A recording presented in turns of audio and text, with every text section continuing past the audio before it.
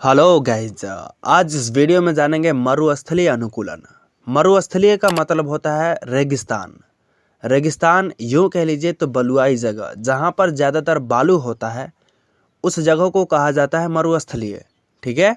अनुकूलन परिस्थिति के अनुसार ढल जाना ही अनुकूलन कहलाता है। ठीक है। मरुस्थल यानी इंग्लिश में डेजर्ट कहा जाता है। ठीक है। मरुस्थल या रेगिस्तान। रेगिस्तान में पानी की अत्यंत कमी होती है। दिन बहुत गर्म और रात बहुत ठंडी होती है। रेगिस्तान में पानी बहुत कम होती है। रेगिस्तान में वर्षा ना एकदम से कम होती है। रेगिस्तान में रहने वाले जीवों को मरुस्थलीय जीव कहा जाता है। मरुस्थलीय जीव जैसे में कैक्टस, यूफोर्बिया, चूहा, केकड़ा, कंगारू, ऊंट, लकड़बग्घा, सियार, लोमड़ी, बिच्छू, सांपों की विभिन्न जातियां एवं छिपकलियां यहाँ के प्रमुख जीव जंतु हैं। भारत का नंबर 1 रेगिस्तान कौन सा है? थार रेगिस्तान, जिसे महान भारतीय रेगिस्तान भी कहा जाता है। भारत का सबसे बड़ा रेगिस्तान है। यह लगभग 77,000 वर्ग मील क्षेत्र में फैला हुआ है। दुनिया का सबसे बड़ा रेगिस्तान सहारा रेगिस्तान का तो नाम आपने सुना ही होगा। यह दुनिया का सबसे बड़ा गर्म रेगिस्तान है, गर्म मरुस्थल है। दुनिया का सबसे गर्म रेगिस्तान कहा जाए तो सहारा रेगिस्तान होता है। दरअसल सहारा नाम रेगिस्तान के लिए अरबी शब्द सहरा से लिया गया है, जिसका अर्थ होता है मरुस्थल।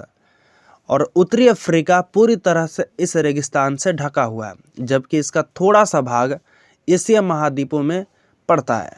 अगर आपसे पूछ दिया जाए कि दुनिया का सबसे बड़ा रेगिस्तान कहाँ पर है, तो आप कह दीजिएगा उत्तरी अफ्रीका में है। ठीक है।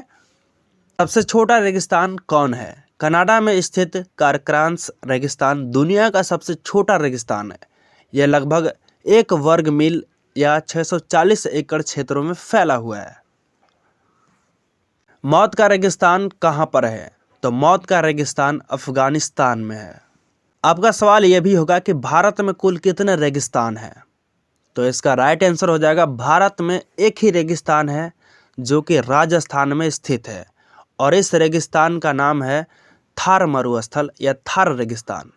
यहाँ के निवासियों में इन परिस्थितियों से निपटने के लिए कई अनुकूलन होते हैं, जैसे रेगिस्तानी सांप, चूहे एवं केकड़े गर्मी से बचने के लिए दिन के समय बालू में बनाए गए बिलों में घुस जाते हैं और रात के समय ये निकलते हैं भोजन की तलाश में।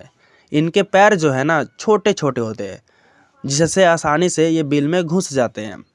आपको तो पता ही होगा कि सांप के पैर नहीं होते हैं। ठीक है। और रेत पर चलने के लिए ऊँट के जो पैर होते हैं ना लंबे एवं गद्देदार होते हैं। लंबे पैर की वजह से रेत की गर्मी से इनका शरीर कम प्रभावित होता है। ऊँट की पीठ पर एक कुबड़ होता है, इंग्लिश में हम्प बोला जाता है, जिसमें वसा संचित रहती है, वसा जमा रहता है। भोजन नहीं मिलने पर ऊँट इसका उपयोग करता है। यह बिना भोजन और जल के 10 से 12 दिनों तक सामान्य रूप से जीवित रह सकता है। जल की बचत के लिए इसके शरीर से मूत्र के रूप में बहुत कम जल निकलता है और लगभग सूखे मल का त्याग करता है। इसे पसीना भी नहीं आता।